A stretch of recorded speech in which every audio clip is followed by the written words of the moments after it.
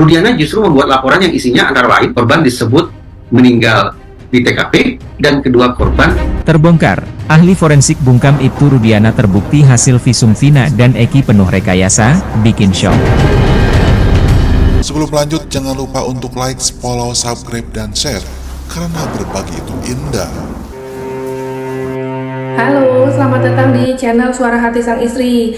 Berita kali ini kita masih mengikuti update dari penanganan kasus pembunuhan Vina di Cirebon.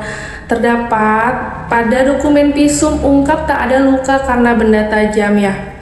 Kontroversi kematian pasangan Vina dan Eki ini, pasangan ditemukan terkapar di flyover Talun di Desa Kepompongan, Kabupaten Cirebon pada tanggal 27 Agustus 2016. Malam itu kasus yang disebut sebagai pembunuhan Vina dan Eki itu kembali ramai usai kisah mereka diangkat ke layar lebar pada awal Mei lalu. Hasil visum dan otopsi Vina dan Eki mendetailkan kondisi mayat pasangan sejoli yang sama-sama berusia 16 tahun. Mengungkapkan keduanya umumnya mengalami luka lecet, patah tulang, rahang Eki diduga patah. Tak ada catatan yang menunjukkan liang bekas tusukan senjata tajam. Dalam persidangan hingga salinan putusan para pelaku disebut menusuk dan membacok tubuh Eki menggunakan pedang di sekitar perut sebelah kiri dan dada kanan. Tapi di visumnya justru tidak ada luka tusuk, kata Titin Prialianti, pengacara terpidana Sakatal dan Sudirman. Berdasarkan foto yang diduga diambil tak lama setelah penemuan tubuh Eki dan Vina di flyover Talun, posisi Eki tampak sudah terlentang. Ada warga sekitar yang diduga sudah membalikan tubuh Eki. Ada juga bekas ceceran darah di dekat kepalanya. Foto yang diperoleh Tempo itu juga menunjukkan baju Eki yang tengah tersingkap, tak terlihat bekas luka tusukan di sana. Tak ada juga bekas ceceran darah yang seharusnya berada di sekitar perut Eki jika dia diklaim ditusuk para pelaku. Foto-foto hanya memperlihatkan wajah Eki yang sudah babak belur dan berdarah. Pada proses visum pertama Eki, dokter yang menanganinya adalah Rahma Tiaranita. Dalam laporannya, Rahma hanya menyebutkan ada trauma tumpul, tidak ada trauma benda tajam. Fakta itu juga sudah diungkapkan Rahma saat diperiksa penyidik Direktorat Reserse Kriminal Umum Polda Jawa Barat pada 17 Oktober 2016 dan di depan majelis hakim Pengadilan Negeri Cirebon tidak ditemukan luka akibat tusukan benda tajam. Demikian bunyi kesaksian Rahma di salinan putusan para terdakwa ini.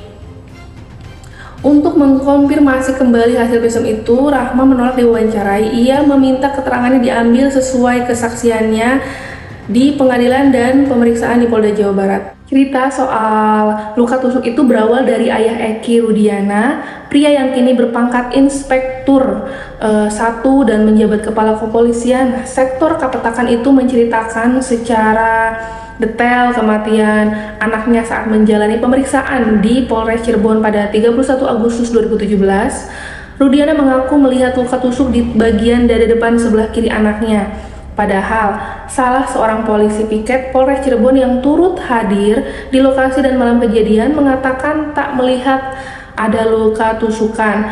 Taufik sudah memberikan keterangannya di PN Cirebon, namun majelis hakim lagi-lagi tak menggubris keterangan lain yang berbeda dari cerita Rudiana ini. Demikian update kronologis kematian dari Vina dan Eki, terutama Eki yang diduga ada luka tusukan tajam. Adanya saksi tidak ada luka tusukan tajam. Nah, untuk update ini mungkin bisa menjadi bukti pada saat persidangan kepada 7 tersangka yang sekarang terutama adanya pra peradilan lagi ya. Peggy juga sedang ramai-ramainya kemarin akan adanya sidang, tapi ternyata diundur. Tampaknya semakin larut dan banyaknya informasi tambahan atau mungkin ini fakta terbaru untuk menguatkan atau seperti apa. Kita simak aja update besok seperti apa peradilannya dan lain-lain untuk 7 tersangka dan terutama Peggy Setiawan ini yang sedang diupayakan bebas karena diduga Peggy Setiawan juga ini adalah tersangka yang diduga tersangka tapi salah tangkap gitu ya. Mohon maaf kalau ada kekurangannya. Terima kasih yang sudah mendukung dan mensupport channel Suara Hati Sang Istri. Saya tutup. Wassalamualaikum warahmatullahi wabarakatuh.